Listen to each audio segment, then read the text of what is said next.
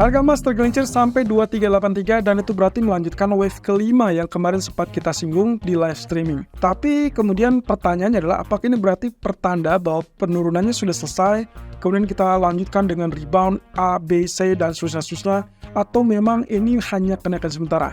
Itu yang kita coba lihat dari outlook hari ini. Oke, kita perhatikan di sini US Government Bond Yield atau US Treasury Yield yang ternyata mengalami rebound untuk grafik ataupun candle daily-nya. Tapi lagi-lagi kita masih tetap memberikan harapan ataupun bertanya apakah nantinya akan melanjutkan kenaikan tersebut di atas 4,35 atau tidak.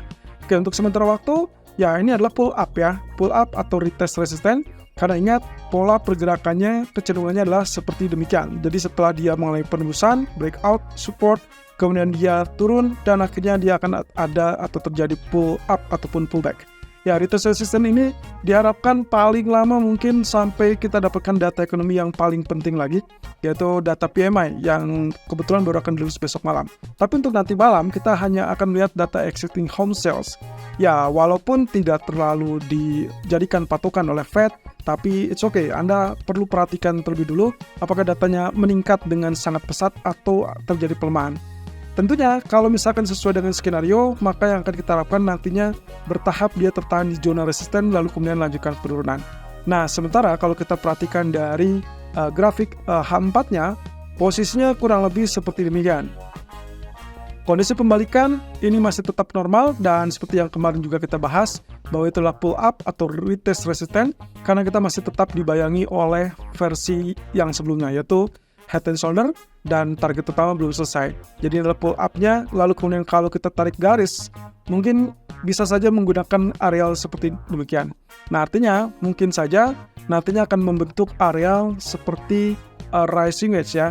Kalau misalkan dia tidak tembus, maka kita bisa harapkan rejection-nya atau mungkin saja langsung lihat dari pola kenaikan dua terakhir dan itu berarti double top. Tapi sayangnya ini juga masih bisa mengalami kenaikan dan itu berarti mengancam kelangsungan dari head and shoulder-nya. Jadi ingat, kalau sampai dia naik di atas 4,26 atau bahkan 4,3%, maka itu berarti head and shoulder yang sebelumnya kita deteksi itu gagal total. Karena dia berarti cuman sampai ke 50% target saja. Nah, untuk US dollarnya kondisinya agak bisa dibilang ini menjanjikan untuk kenaikan lanjutan ya teman-teman.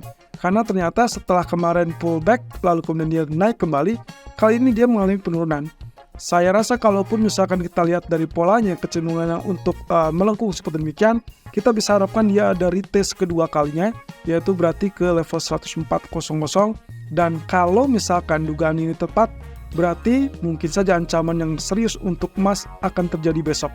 Nah, satu sisi ini juga kecenderungan inverse head and shoulder untuk potensi penguatan dari US dollar ya. Tapi kalau misalkan ternyata penurunanlah yang lebih dominan, artinya kita berharap nanti akan terjadi penurunan ataupun penembusan di bawah zona 104.00 tersebut. Dan itu berarti akan sangat disambut antusias oleh market karena itu berarti menjadi faktor utama yang mendorong emas. Satu sisi lagi, kalau misalnya kita perhatikan dari grafik daily-nya, jelas masih ada potensi untuk koreksi. Jadi asumsi saya adalah selama tidak ada data ekonomi yang terlalu tinggi dan belum ada perubahan sentimen, ini masih tetap kita lihat sebagai potensi rehat ataupun istirahat untuk emas, lalu kemudian juga dolarnya kecenderungannya akan terkoreksi. Apalagi setelah pengumuman Biden kemarin. Nah, kembali ke posisi pound sterling, saya masih tetap menyimpan energi di sini untuk kenaikan yang terbatas. Jadi kalau kita perhatikan lebih lanjut, sebetulnya ini masih tetap dalam tahapan A dan kita masih tunggu sampai pantulan B ya. Dan saya berharap dia akan terjadi dalam skema mungkin bullish flag ataupun bearish flag ya. Tapi dengan kenaikan ini harapan saya tidak lebih dari 1.2940 ataupun 1.2970. Kemudian nantinya akan turun sebagai UFC dan kita tunggu di 1.2840 atau 1.2860. Persis dengan ulasan kemarin di live streaming, jadi belum ada perubahan secara drastis. Di grafik daily-nya pun menunjukkan bahwa candlestick masih ditutup dengan doji, tapi ini menunjukkan rejection yang ada di 1.2940. So, saya masih tetap pertahankan sell saya, kecuali kalau sampai terjadi penembusan, dan itu berarti indikasi di atas area 1.3040-an. Selama tidak terjadi penembusan di atas tersebut, saya masih tetap pertahankan posisi sell. Nah, untuk crude oil-nya, sepertinya kita akan lihat potensi pembalikan ataupun ya kita anggap saja rebound untuk sementara waktu. Kenapa?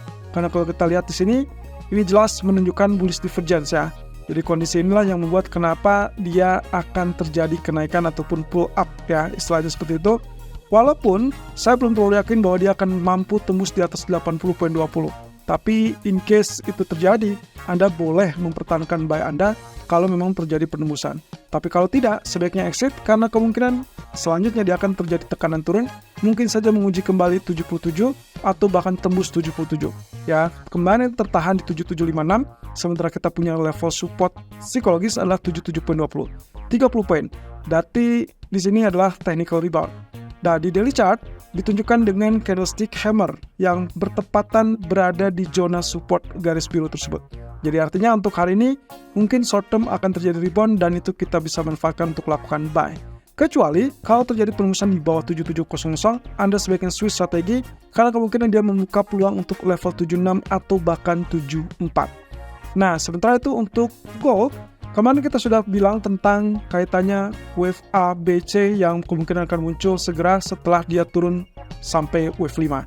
Jadi ternyata yang kita tunggu-tunggu kemarin, wave keempatnya mentok di level 2412 ya. Posisinya ini kecenderungan waktu pembukaan awal tertahan di 2411.80-an. Lalu kemudian kenaikan berikutnya masih tertahan di 2408 dan akhirnya turun sampai ke teritori 2383. Nah, inilah yang membuat saya berpikir bahwa harusnya wave 5-nya sudah selesai.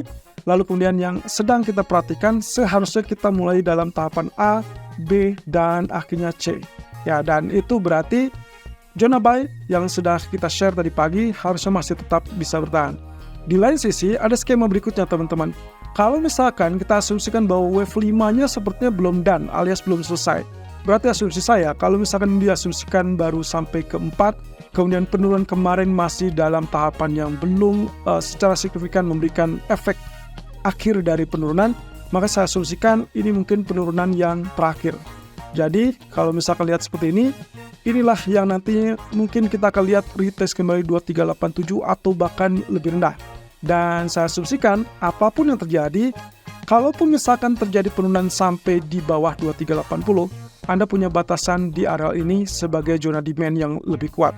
Jadi saran saya, kalaupun terjadi penurunan yang lebih cepat, biarkan lalu kemudian Anda cari level bottom untuk melakukan buy kembali, karena bisa saja disitulah letak demand yang lebih kuat.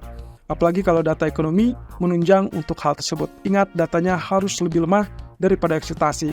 Di lain sisi, grafik daily juga menunjukkan bahwa penurunan yang terjadi kemarin tertahan di 50% Fibonacci retracement. Saya tarik Fibonacci retracement tersebut dari level 2293 sampai 2483. Dan ini persis dengan teori yang pernah kita bahas di hari Jumat ataupun di hari Senin, dan dia tertahan di 2388. Jadi seharusnya kita mulai bertahap kembali menunjukkan bahwa dia mampu untuk rebound, dan semoga saja penutupannya akan menjadi inverted hammer untuk lebih meyakinkan besok akan terjadi kenaikan. Apalagi kalau misalkan sesuai dengan apa yang kita bahas di live streaming kemarin, berarti kita asumsikan di sini small rally dari Elliott Wave masih bisa terbentuk, dan akhirnya dia akan secara keseluruhan juga menunjang untuk proyeksi wave kelima yang paling utama. Jadi ini arealnya yang kemungkinan akan kita lihat dalam beberapa waktu ke depan. Dan tentunya di grafik keempatnya, posisi ini akan lebih mendukung lagi kalau dia berhasil naik di atas 2415. Kalau misalkan dia tidak sama sekali naik di atas 2415, maka disitulah kita harus waspada, karena kemungkinan penurunan bisa saja terjadi di bawah 2370-an. Nah, tapi melihat dari posisi RSI yang juga sudah terjadi ataupun sudah mendekati oversold, maka bisa diharapkan terjadinya pantulan tersebut.